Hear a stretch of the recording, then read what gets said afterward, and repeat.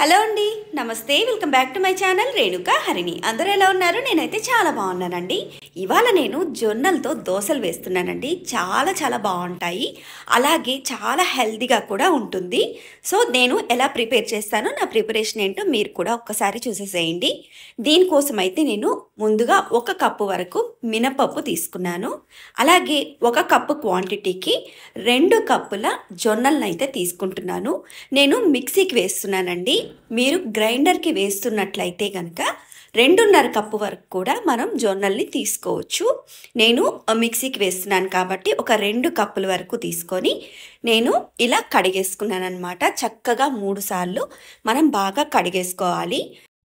ఇలా మనం 2-3 సార్లు మంచిగా వాష్ చేసుకున్న తర్వాత వాటర్ వేసేసి నేను నానబెట్టేసుకుంటున్నానండి. 5 to 6 అవర్స్ అయితే నేను నానబెట్టుకున్నాను. అలాగే ఇందులో కొద్దిగా మెంతులు కూడా వేసేసుకొని నేను నానబెట్టేసుకుంటున్నానండి. ఇప్పుడైతే మనకి ఇవి నానిపోయాయి. నేను ఒక 5 అవర్స్ తర్వాత చెక్ చేసుకుంటే మనకి చక్కగా నానిపోయాయి. ఈ వాటర్ని తీసేసుకొని ఫ్రెష్ వాటర్ వేసుకొని మనమైతే గ్రైండ్ చేసుకోవాలి. తర్వాత ఇందులోకి నేను ఒక 1/2 కప్పు వరకు అటుకులు తీసుకున్నాను. ఈ అటుకుల్ని ఇట్లా కడిగేసుకొని కాస్త నానబెట్టుకోవాలి. నేను గట్టి అటుకులు తీసుకున్నాను. మీరు ఏదైనా పాల అటుకులు లాంటివి తీసుకున్నట్లయితే వెంటనే నానబెట్టేసుకొని అట్లా వేసేసుకోవచ్చు. చూడండి, ఇప్పుడైతే నేను మిక్సీకి వేసేస్తున్నానండి. అటుకులు ఇంకా మనం నానబెట్టుకున్న పప్పు ఇంకా జొన్నలు కూడా వేసేసి ఇట్లా గ్రైండ్ చేసేసుకున్నాను. చూడండి, మనకి పిండి ఇలా సాఫ్ట్గా ఇలా రావాలన్నమాట. మనం బరకగా కాకుండా బాగా సాఫ్ట్గా మెత్తగా ఇట్లా వేసుకోవాలి. నేను చిన్న జార్లో వేసుకుంటున్నానండి. అందుకని నేను 2 to 3 టైమ్స్ నేను వేసుకోవాల్సి వచ్చింది. పెద్ద జార్ లేదు నా దగ్గర. మీరు గ్రైండర్లో కావాలంటే కూడా వేసేసుకోవచ్చు. మొత్తం ఒకేసారి వేసుకుంటే అయిపోతుంది. ఇట్లా మొత్తం పిండిని నేను ఇట్లా ఒక బౌల్లోకి తీసేసుకొని నేను దీన్ని ఓవర్ నైట్ పెట్టేస్తున్నాను. ఇది ఫర్మెంట్ అవ్వాలన్నమాట. ఇట్లా థిక్గా ఇట్లా కలిపేసుకున్నాను. కాస్త సాల్ట్ కూడా వేసేసి నేను ముందుగా కలిపేసుకున్నానండి. మీకు ఇది ఓవర్ నైట్ కుదరకపోయినా ఒక 8 అవర్స్ పాటు మాత్రం ఖచ్చితంగా పక్కన పెట్టుకోవాలి. అలా పెట్టుకున్న తర్వాత మనకి చూడండి ఎంత చక్కగా పులిసిందో. ఈ విధంగా వస్తుందన్నమాట మనకి పిండి అయితే. ఇలా వస్తే మనకి దోశలు చాలా బాగా వస్తాయి, టేస్టీగా ఉంటాయి. తర్వాత మనం దోశ వేసుకోవడానికి కాస్త తగినంత వాటర్ వేసేసుకొని మనం దోశల్ని ప్రిపేర్ చేసేసుకోవడమే. ఈలోపు నేనైతే చట్నీ కూడా ప్రిపేర్ చేస్తున్నానండి.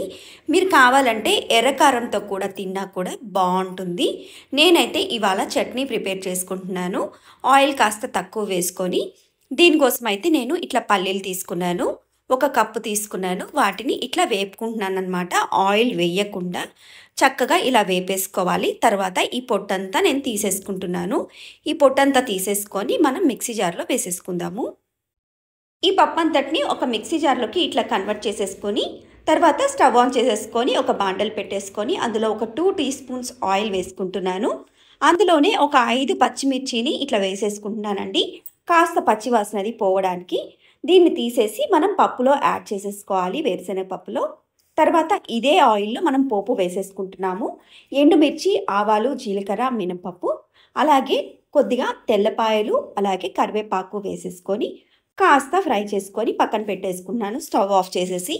అలాగే ఈ చట్నీ కోసం కాస్త చింతపండు, పచ్చిమిర్చి, తెల్లపాయ, సాల్ట్ వేసేసి కొద్దిగా వాటర్ యాడ్ చేసుకొని మనం మిక్సీ పట్టేసుకోవడమే.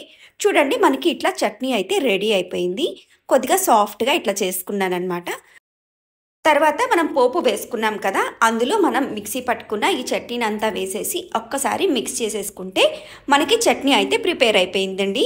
సో దీన్ని పక్కన పెట్టేసుకొని మనమైతే దోశలు వేసేసుకుందాము చక్కగా. దీనికోసం అయితే నేను ఇట్లా ప్యాన్ పెట్టేసుకొని ఈ దోశలన్నింటినీ ఇట్లా వేసేసుకుంటున్నాను. మీకు క్రిస్పీగా కావాలి అనుకున్నట్లయితే కనుక ఇలా పల్చగా వేసుకొని కాస్త ఆయిల్ వేసుకొని సిమ్లో కాల్చుకోండి. చక్కగా మనకి క్రిస్పీగా వస్తాయి.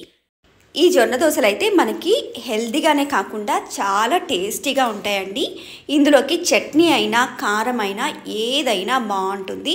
చూసారా మనకి ఎంత మంచిగా ఇదైతే కాలిందో.